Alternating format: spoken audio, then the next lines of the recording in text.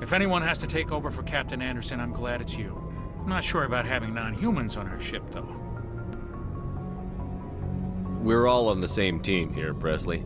With all due respect, sir, that's what they said about Nihilus. Look how that turned out. I'm in charge here, Presley.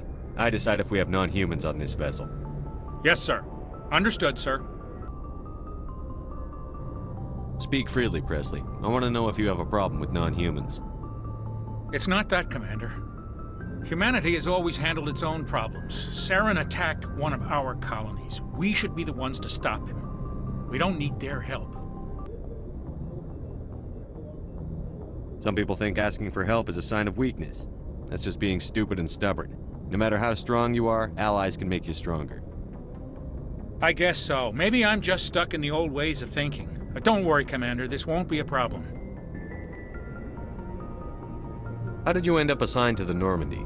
I signed up with the Alliance as a navigator right out of school, following in my grandfather's footsteps, I guess. My first posting was on the Agincourt. We were at Elysium during the Skillian Blitz. A massive fleet of alien raiders hit the colony, trying to wipe it out.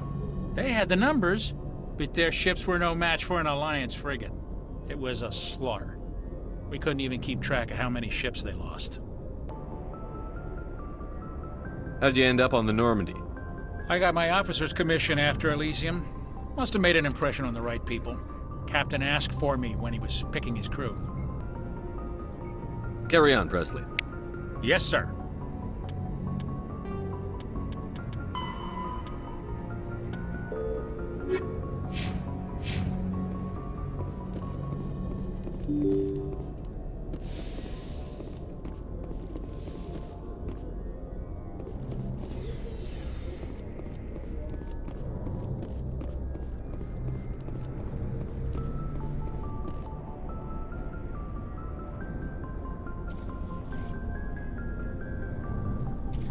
Anything you need, Commander? Just trying to get a sense of where the crew's at. Thoughts? I've wasted enough of your time for now, Commander. We'll have time for personal debriefings later. What's your opinion on the last mission? I don't see how we could have done things any better. At least not without getting to Eden Prime sooner. And we were on the scene faster than any other Alliance ship could have been.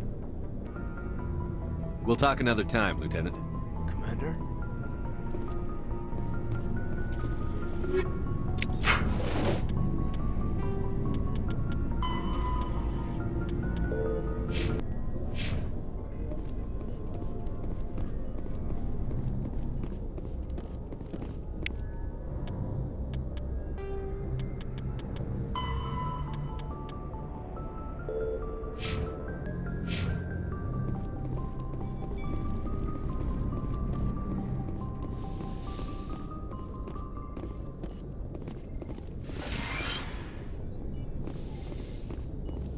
Yes, Commander? Is there something you need? How did you end up serving on an Alliance ship? I enlisted right out of med school. Earth always seemed boring to me. Too safe, too secure. I figured the colonies were teeming with exotic adventure.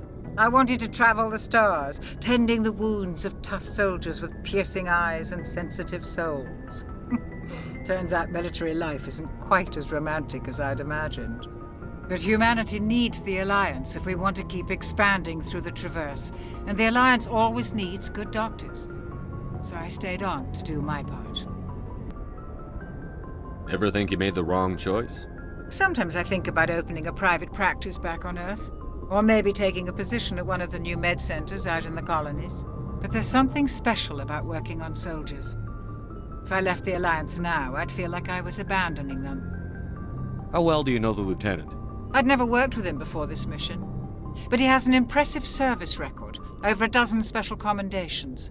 Tends to keep to himself, though. Maybe because of the headaches. It's not easy being an L2. What does that have to do with it? Well, most biotics now use the L3 implants. Lieutenant Alenko was wired with the old L2 configuration. Sometimes there are complications. I should go. Goodbye, Commander.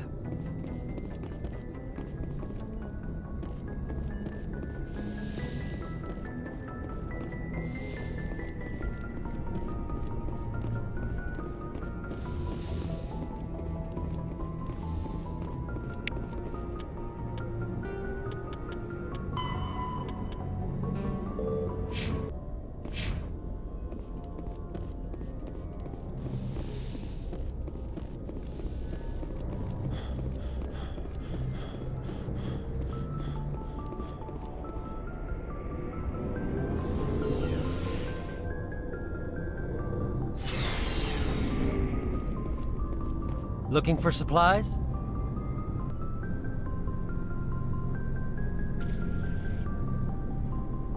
How often will you get new items? Well, that depends on how many licenses you've purchased. But I'll rotate items on a regular basis regardless. And anytime we land someplace with a big enough port, I'll buy, sell, and trade whatever I can. Check back often. I need to move items quickly, so only the most basic items will be stocked consistently. Let's see what you've got. You bet, Commander.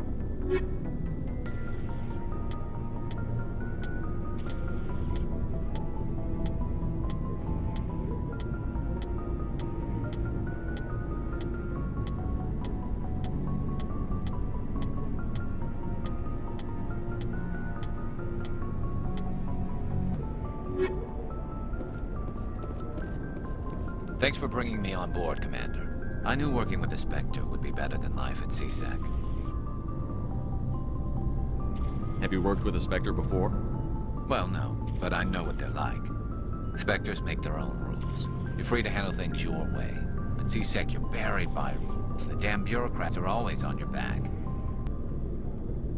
For the most part, the rules are there for a reason. Maybe. But sometimes it feels like the rules are only there to stop me from doing my work. If I'm trying to take down a suspect, it shouldn't matter how I do it, as long as I do it. But CSEC wants it done their way. Protocol and procedure come first. That's why I left. So you just quit because you didn't like the way they do things? There's more to it than that. It didn't start out bad, but as I rose in ranks, I got saddled with more and more red tape. CSEC's handling of Saren was typical. I just couldn't take it anymore. I hate leaving. I hope you made the right choice. I'd hate for you to regret it later. Well, that's sort of why I teamed up with you. It's a chance for me to get off the Citadel, see how things are done outside CSEC. Either way, I plan to make the most of this. And without CSEC headquarters looking over my shoulder, well, maybe I can get the job done my way for a change. If getting the job done means endangering innocent people, then no. We get the job done right, not fast. Got it? I wasn't trying to. I understand, Commander.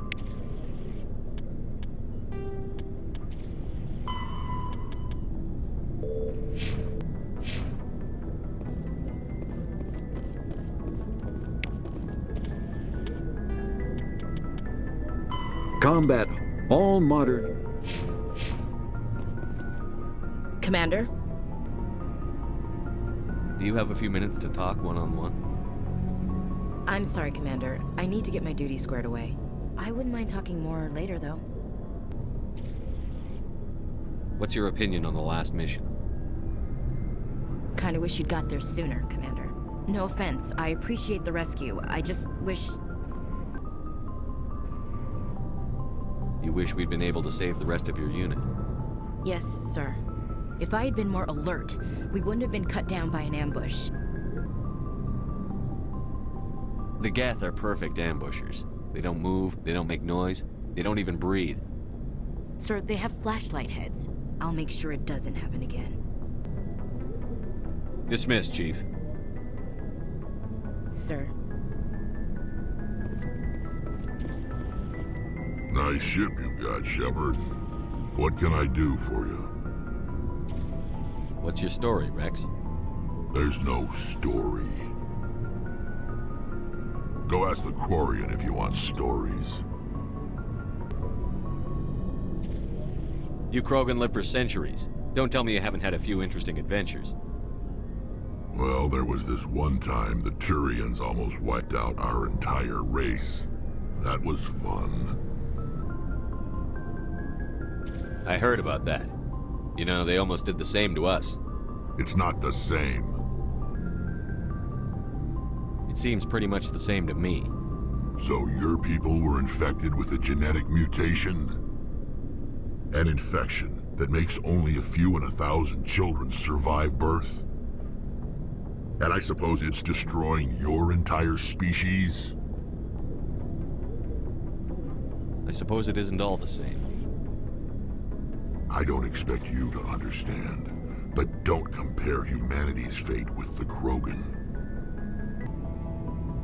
Sorry, Rex. I wasn't trying to get you upset. Your ignorance doesn't upset me, Shepard. As for the Krogan, I gave up on them long ago.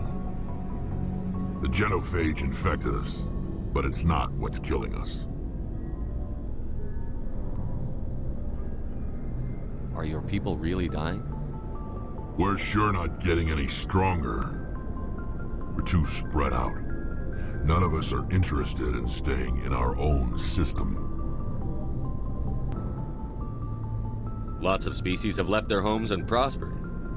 But they go to colonize new worlds. We're not settlers. We're warriors. We want to fight. So we leave. Hire ourselves out. And most of us never go back.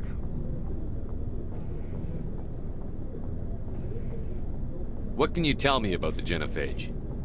Ask the Solarians if you want details. They made it. All I know, it makes breeding nearly impossible. Thousands die in stillbirth, and most never get that far. Every Krogan is infected, every one, and no one's rushing to find a cure. Why don't the Krogan try to find a cure? When was the last time you saw a Krogan scientist? You ask a Krogan, would he rather find a cure for the genophage or fight for credits? He'll choose fighting every time. It's just who we are, Shepard. I can't change that. Nobody can. So long, Rex. Shepard.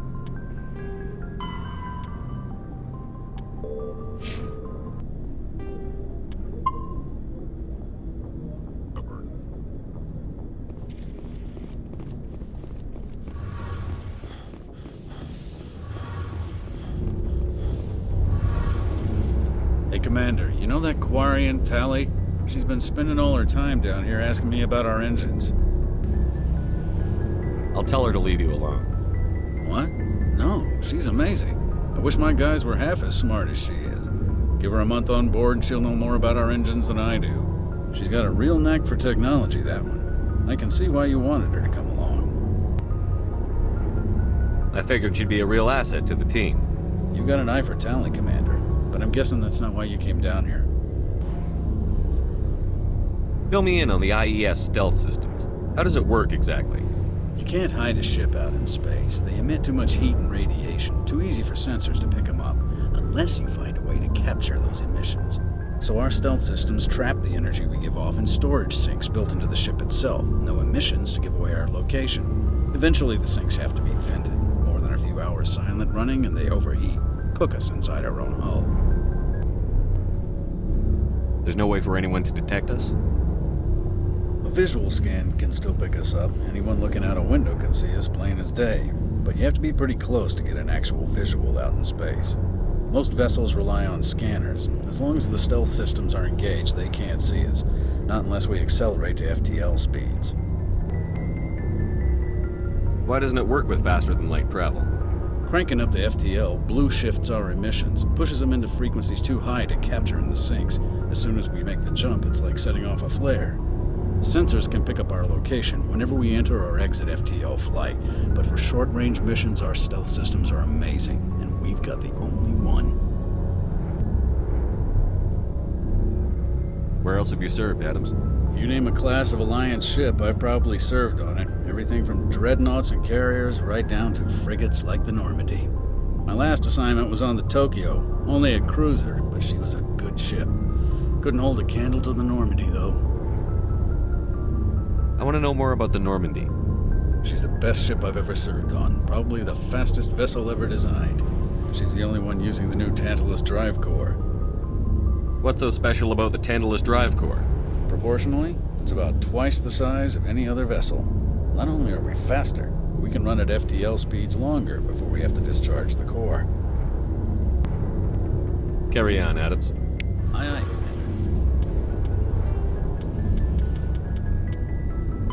Large, faster than light. Your ship's amazing, Shepard. I've never seen a drive core like this before. I can't believe you were able to fit it into a ship this small. I'm starting to understand why you humans have been so successful. I had no idea Alliance vessels were so advanced. The Normandy's a prototype. Cutting-edge technology. A month ago, I was patching a makeshift fuel line into a converted tug ship in the flotilla. Now, I'm sitting on board one of the most advanced vessels in Citadel space. I have to thank you again for bringing me along. Traveling on a vessel like this is a dream come true for me. I had no idea you found ship technology so interesting. It comes with being a Quarian. The migrant fleet is the key to the survival of my people. Ships are our most valuable resource. But we don't have anything like this. We make do with cast-offs and second-hand equipment. We just try to keep them running for as long as we can. Some of the fleet's larger vessels date all the way back to our original flight from the Geth. I can't believe your fleet's still using ships that are 3 centuries old. They're constantly being repaired, modified, and refitted. They aren't pretty, but they work. Mostly. We've tried to make ourselves as independent as possible on the flotilla, grow our own food, mine, and process our own fuel. But some things we just can't make on our own. A patch to maintain the hull integrity requires raw materials we just don't have. That's why our pilgrimages are so important. Tell me about your people. Our lives aren't easy. Resources are scarce, and we are constantly on the move. Everything we do must in some way contribute to the continuation of the migrant fleet. There are 17 million Quarians in the flotilla, and each of us relies on the others for survival. The bonds among my people are strong. Unfortunately, we have had to surrender many of the freedoms and civil liberties other species take for granted. What kind of freedoms?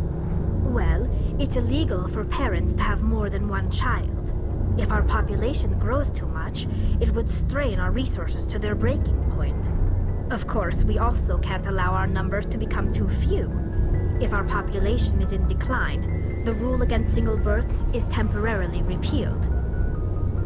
In extreme cases of population decline, incentives are even offered to encourage multiple births, though the Conclave hasn't had to take such measures in nearly a century.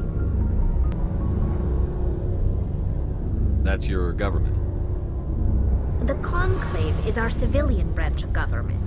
Each ship can elect a representative to serve on the Conclave and make decisions that affect the fleet as a whole. On matters that affect an individual ship, however, the captain has the final say. It's a tradition that dates back to the early days, when the fleet was governed by martial law. Fortunately, most captains nowadays are smart enough to have an elected council from their crew to give them advice and guidance.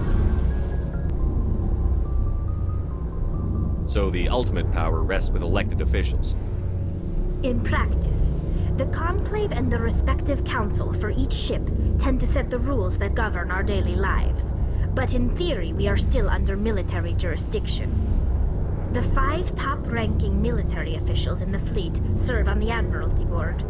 These 5 have the power to overrule any decision by the Conclave in case of emergency.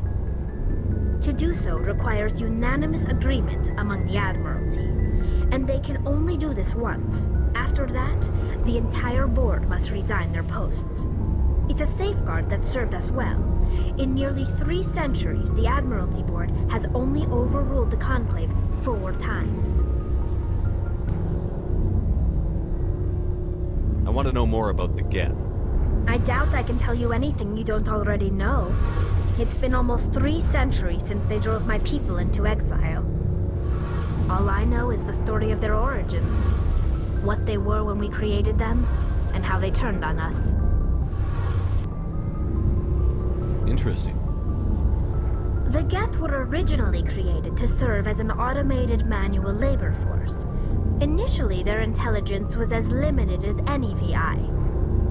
Over time, we made small modifications to their programming to allow them to perform more varied and complex tasks, bringing them closer and closer to true AI status.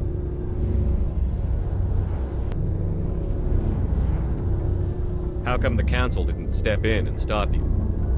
This wasn't true AI research. We may have been skirting the bounds of the law, but we never did anything that was actually illegal.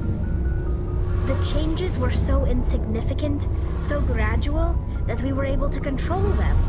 Or so we thought. But one thing we underestimated was the power of the neural network. A million Geth thinking simultaneously created an inherently unstable matrix. So, the Geth share brain power? Many of the Geth's logic systems were designed to work in concert with other nearby Geth. Basically, the more of them you have in a group, the smarter they are. So there's some sort of group consciousness? No, nothing like that. They cannot share sensory data or information. Their programming cannot handle that much simultaneous input. Each Geth maintains an individual awareness and identity. The neural network only operates on a process-based level. It's basically the synthetic equivalent of a subconscious. But when they're in close proximity, they can coordinate low-level functional processes, freeing up more capacity for original or independent thought. That doesn't make any sense. I'm probably oversimplifying. The Geth are incredibly advanced and complex creations. All you need to know is that they get smarter when they gather in large numbers. As we built more and more Geth, their effective intelligence became more sophisticated, more abstract. One day, a Geth began to ask its Quarian overseer questions about the nature of its existence. Am I alive? Why am I here? What is my purpose? As you can imagine, this caused a near panic among my people.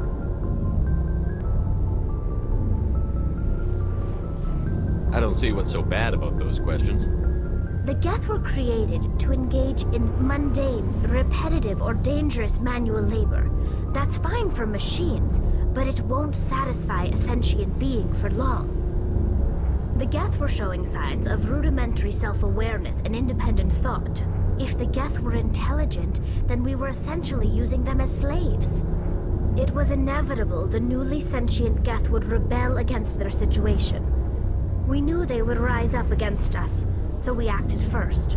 A general order went out across all Quarian-controlled systems to permanently deactivate all Geth. The Geth responded to this order violently. You can't blame them for fighting for their survival. We had no other choice.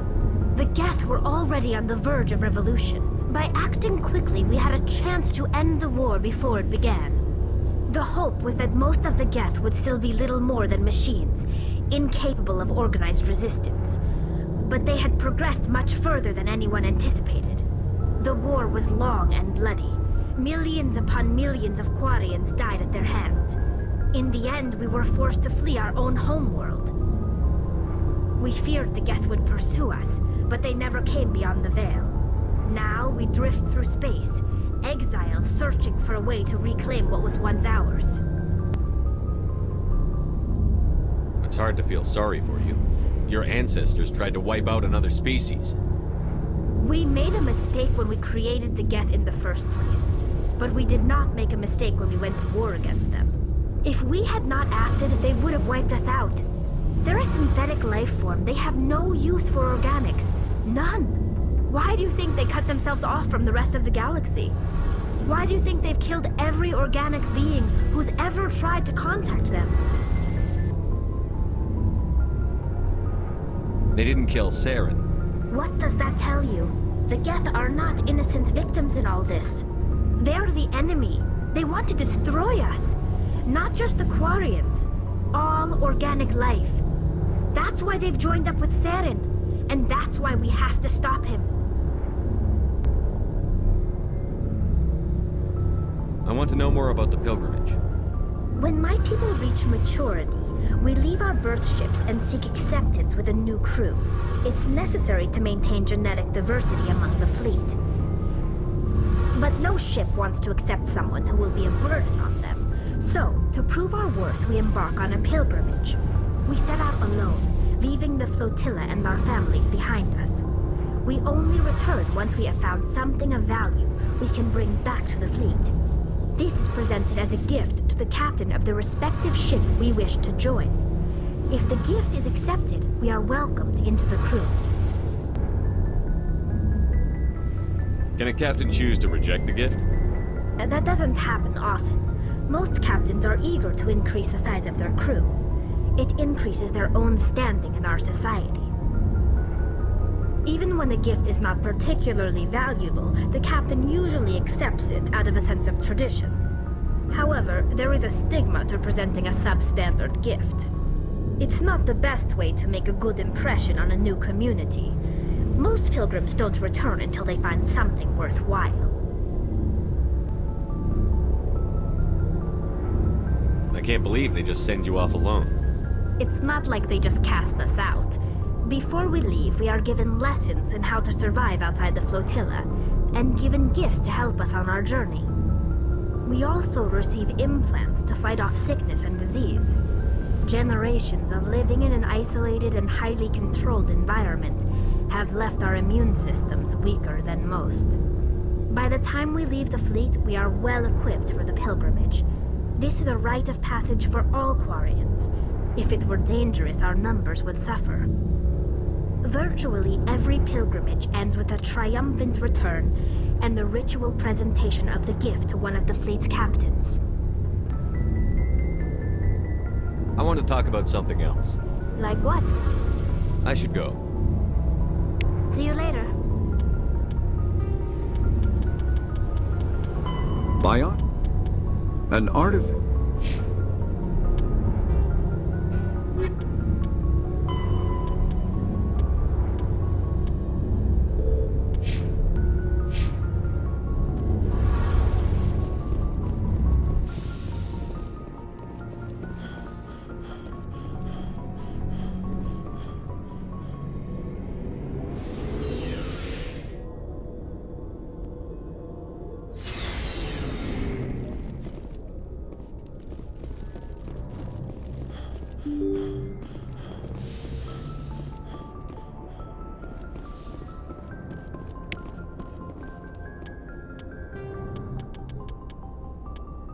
The Citadel's space.